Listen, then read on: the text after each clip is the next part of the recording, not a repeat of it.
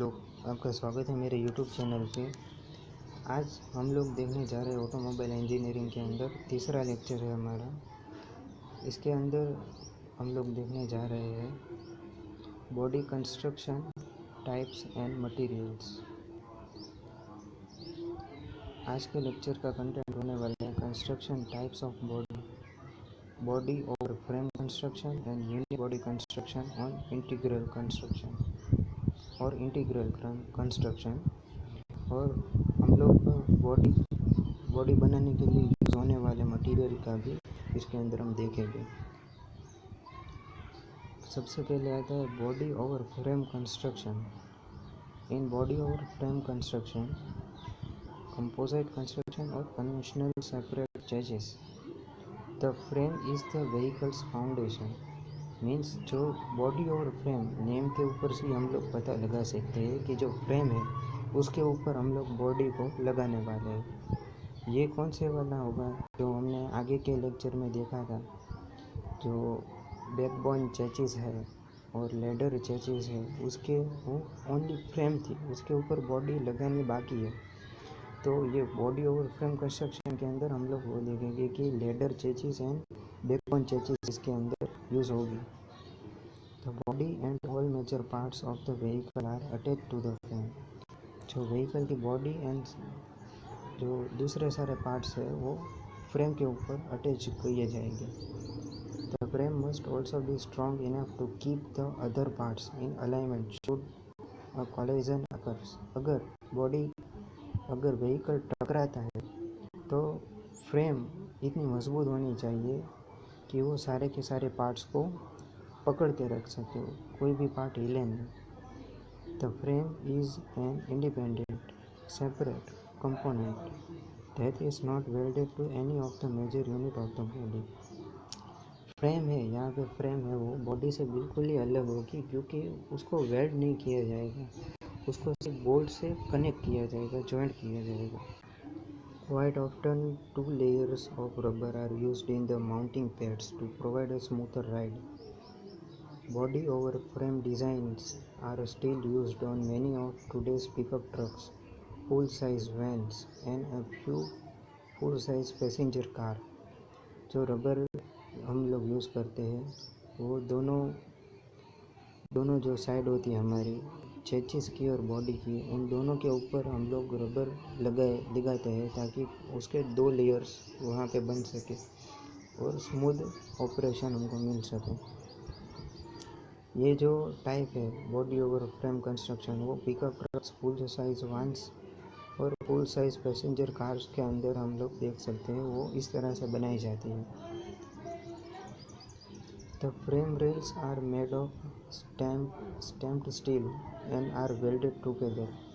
जो हमने ladder frame के अंदर देखा, जो रेल्स थी लॉन्जिट्यूडिनल, उसको क्रॉस बार्स के जरिए लिंक किया गया था। Some frames are made by a hydroforming process which uses high pressure water to shape the steel into the desired shape. ये जो हमारी रेल्स होती है, मेटल रेल्स, उनको किस तरह से बनाया जाता है, तो कि हाइड्रोफॉर्मिंग प्रोसेस, उसके अंदर फुल प्रेशराइज वाटर के ज़रिए उसको शेप दिया जाता है। ये फिगर में हम लोग देख सकते हैं कि बॉडी और फ्रेम कंस्ट्रक्शन कैसे होता है। यहाँ पर नीचे जो है वो पूरी की पूरी फ्रेम है दोस्तों, एकदम अलग। और ये हमारी कार की बॉडी है, उसको हम लोग फ्रेम के ऊपर बोल्ट के ज़रिए माउंट कर रहे हैं। आगे है दूसरा यूनिबॉडी कंस्ट्रक्शन और integral construction. Unibody not have a separate frame, मतलब इसके अंदर जो आगे हमने देखा था कि चेसिस और बॉडी दोनों अलग होते हैं, यहाँ पे नहीं होंगे, यहाँ पे सिर्फ एक ही कंपोनेंट बनेगा। इसके अंदर जो हमने आगे के लेक्चर वीडियो में देखा था कि जो मोनोकोक फ्रेम है वो यहाँ पे यूज़ होती है, वो स्ट्रक्चर यहाँ पे यूज़ होता है, वो एक ही कंपोनेंट है जो पूरी कार को बनाता है। It is a stressed full structure in which each of the body parts supplies structural support and strength to the entire vehicle. जैसे हमने देखा था मोनोकॉक बॉडी के अंदर वो इवन स्ट्रॉन्गर है कि वो सब जो व्हीकल के पार्ट्स होते हैं उसको माउंट किए जाते हैं एक ही स्ट्रक्चर के ऊपर. The major advantage of unibody vehicle is that they tend to be more tightly constructed because the major parts are welded together. ये इस टाइप के कंस्ट्रक्शन के अंदर ये टाइटली जॉइंट होता है क्योंकि सब पार्ट जो है वो एक ही कंपोनेंट के अंदर एक ही बॉडी के अंदर जॉइंट किए जाते हैं वेल्डिंग के ज़रिए, ताकि जिसकी मदद से इसकी रिजिडिटी काफ़ी ज़्यादा होती है. This design characteristic helps protect the occupants during collision. ये जो डिज़ाइन है वो सेफ मानी जाती है क्योंकि जब कार टकराती है, क्रैश होता है, तो इसके अंदर जो पैसेंजर्स बैठे होते हैं उनकी सेफ्टी ज़्यादा रहती है क्योंकि ये चेचिस जो है वो मजबूत आती है यूनिबॉडी कंस्ट्रक्शन में. However, it causes damage pattern that differ from those of body over frame vehicles. जो हमारी फ्रेम व्हीकल्स होती है उसके ऊपर उसमें जो चेचिस हमारी होती है वो मजबूत होती है, लेकिन जो बॉडी बनाई जाती है वो इतनी मजबूत नहीं होती जिसकी वजह से पैसेंजर्स की सेफ्टी कम हो जाती है. लेकिन यूनिबॉडी कंस्ट्रक्शन में जो मोनोकॉक बॉडी हमने देखी थी, चेचिस देखी थी, वो इनफ स्ट्रॉन्गर है पैसेंजर्स की सेफ्टी के लिए. Rather than local damage, the stiffer sections used in unibody design tend to transmit and distribute impact energy throughout more of the vehicles. जो क्रैश होता है हमारी गाड़ी का, वो क्रैश के अंदर जो फोर्स व्हीकल के ऊपर लगता है वो यूनिबॉडी के अंदर वो पूरा फैल जाता है पूरी कार में. जो एक जगह पर सिर्फ फोर्स लगता है ऐसा नहीं है, वो सब जगह पे फैल जाता है और फोर्स की इफ़ेक्ट है वो कम हो जाती है. Nearly all unibodies are constructed from steel. A few car uses aluminium instead. Many of the cars steel use करती है यूनिबॉडी में, लेकिन कुछ कार है जो एल्यूमिनियम भी यूज़ करती है क्योंकि उसका एडवांटेज क्या है, एल्यूमिनियम की वजह से उसका वेट लाइट हो जाता है. An aluminum car body and frame can weigh up to 40% less than an identical body made of steel. यहाँ पे कंपैरिजन दिखाया गया है कि स्टील बॉडी से एल्यूमिनियम बॉडी 40% लाइटर होती है, वेट उसका 40% हल्का हो जाता है. In integral bodies unibodies the floor pan area is generally called the under body. जो हमारा बॉडी ओवर फ्रेम स्ट्रक्चर था उसके अंदर हमारा जो फ्लोर एरिया था उसके अंदर हमारी फ्रेम आती थी, चेचिस आती थी. लेकिन यूनिबॉडी कंस्ट्रक्शन के अंदर हमारा जो फ्लोर एरिया है उसको हम क्या कहेंगे, अंडर बॉडी कहेंगे, क्योंकि वहाँ पे फ्रेम नहीं है, वो पूरा का पूरा एक ही कंपोनेंट है.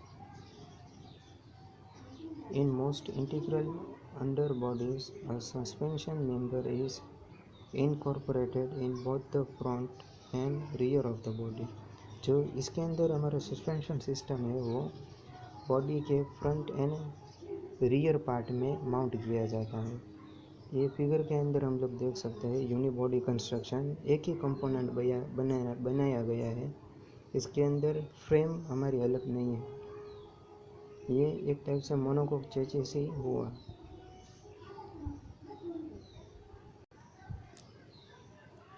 अब देखते हैं दोस्तों material used in car body construction.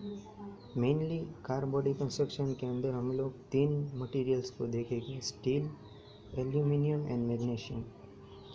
पहला वाला है steel. The main element of selecting material specially for the body is involved in wide variety of characteristics such as thermal, chemical or mechanical resistance, manufacturing efficiency and durability. जो हमें element select करना है manufacturing के लिए उसकी characteristics क्या होनी चाहिए, तो कि वो thermal, chemical and mechanical resistance होना चाहिए। जो मटेरियल है उसको मैन्युफैक्चर करने की एफिशिएंसी भी ज़्यादा होनी चाहिए, और ड्यूरेबिलिटी, उसकी जो लाइफ है वो ज़्यादा होनी चाहिए। द इम्प्रूवमेंट और development in the steel industry made the steel stronger, lightweight and stiffer than the earlier. जो पहले स्टील यूज़ होता था, उसके बाद इम्प्रूवमेंट जो आया है स्टील इंडस्ट्रीज़ के अंदर, उसकी मदद से अब के नए स्टील जो लाइट होते हैं, वेट में ज़्यादा स्टीफर और स्ट्रॉन्गर हो गए हैं। Steel includes not only vehicle bodies but also engine chassis, wheels and many other parts. जो स्टील है वो ओनली व्हीकल बॉडी में नहीं, बट इंजन में, चेसिस में, व्हील्स में और काफ़ी सारे पार्ट्स में यूज़ होता है। Iron and steel developed the critical components of structure for the bulk manufacturing of vehicle and are low cost. Iron और स्टील को मिलाकर हम लोग काफ़ी सारे क्रिटिकल कंपोनेंट स्ट्रक्चर बना सकते हैं, जो मैन्युफैक्चरिंग किए जा सकते हैं ज़्यादा मात्रा में। The bulk reason for using steel as a body structure is its natural capability to absorb the impact energy produce in a crash. Major advantages ये है कि जो स्टील है वो क्रैश के दौरान जो लोड लगता है व्हीकल बॉडी को, उसको एब्जॉर्ब कर लेता है। दूसरा जो मटेरियल है वो एल्यूमिनियम है। In the automotive industry, aluminium casting have been used for piston, cylinder heads, intake manifolds and transmission. Automotive industry में एल्यूमिनियम कास्टिंग के दौरान जो बनाया जाता है, पिस्टन है, सिलेंडर हेड है, इंटेक मैनिफोल्ड्स है, वो सब एल्यूमिनियम उसके अंदर यूज़ होता है। In chassis applications it is used as wheels for brakes, brackets components, suspension, steering components and instrument panels. इन सब के अंदर भी एल्यूमिनियम हम लोग यूज़ करते हैं। Aluminium is used for body structure finishing and exterior attachments such as cross beams, doors और bonnets।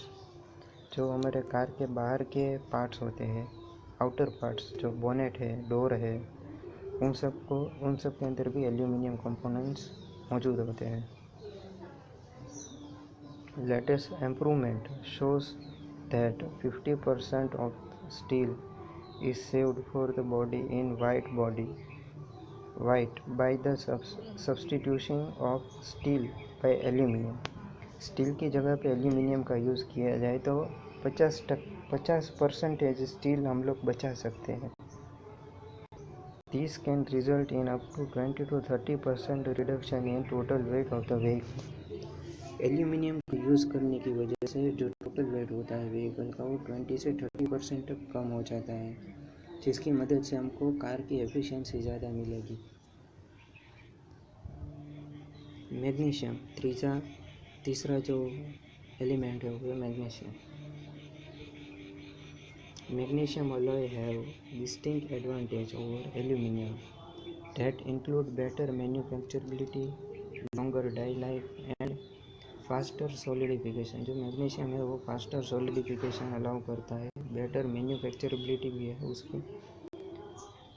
ऑल्सो मैग्नीशियम कंपोनेंट्स है हायर मैकेनिकल मशीनेबिलिटी। जो मैग्नीशियम कंपोनेंट्स है उसको मशीन करके हमको फॉर्मेशन करना है, तो ये मैग्नीशियम कंपोनेंट्स आसानी से मशीन हो जाते हैं।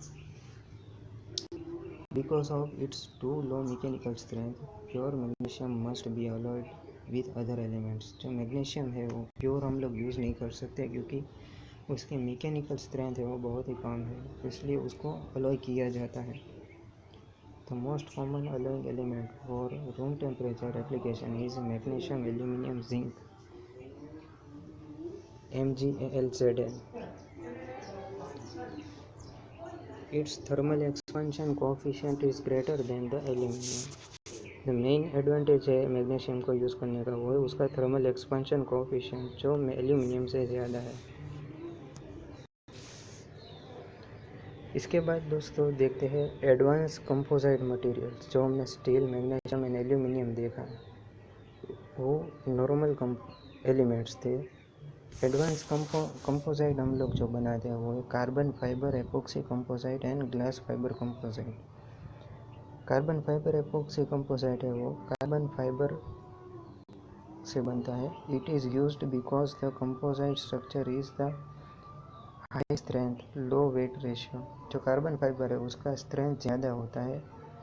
अगर हम लोग कार्बन फाइबर और स्टील बॉडी दोनों का वेट एक जैसा ले तो स्ट्रेंथ कार्बन फाइबर की ज़्यादा होगी। The most common materials used for racing cars are carbon fibre, Kevlar and glass fibres. जो रेसिंग कार्स होती है उसको बनाने के लिए जो मटेरियल यूज़ होता है वो कार्बन फाइबर है, कैलवर है, क्योंकि उसके लाइट वेट की वजह से रेसिंग कार्स को स्पीड ज़्यादा मिलेगी। Epoxy composites have been the first choice in formula 1 car industries and other race cars. जो एपॉक्सी कंपोजिट है वो पहली चॉइस है फार्मूला 1 और रेस कार के लिए, क्योंकि उसका वज़न हल्का होता है। Glass fiber composites. Glass fiber is being used mostly for the sports car which includes Formula 1 car. Glass fibre है वो भी कार्बन फाइबर की तरह हल्का मटेरियल है जो स्पोर्ट्स कार के लिए यूज़ होता है। It is lighter than steel and aluminium, easy to be shaped and rust proof. ये स्टील से और एल्यूमिनियम से हल्का होता है, शेप करने के लिए भी आसान है एंड रस्ट प्रूफ है। And more important factor is that it is cheap to be produced in small quantity. जो हम लोग बल्क प्रोडक्शन करते हैं, मास प्रोडक्शन करते हैं, उसके लिए ये महंगा साबित होगा, क्योंकि जो मोनोकोक और स्टील है वो हम लोग मास प्रोडक्शन में एफिशिएंट हमारे लिए होता है, लेकिन ग्लास फाइबर है वो स्मॉल क्वांटिटी प्रोडक्शन के लिए इजी एंड चीप होता है। Thank you very much friends. I hope you will learn something new from this video. Please like and subscribe my channel for upcoming new videos. Keep sharing. Thank you.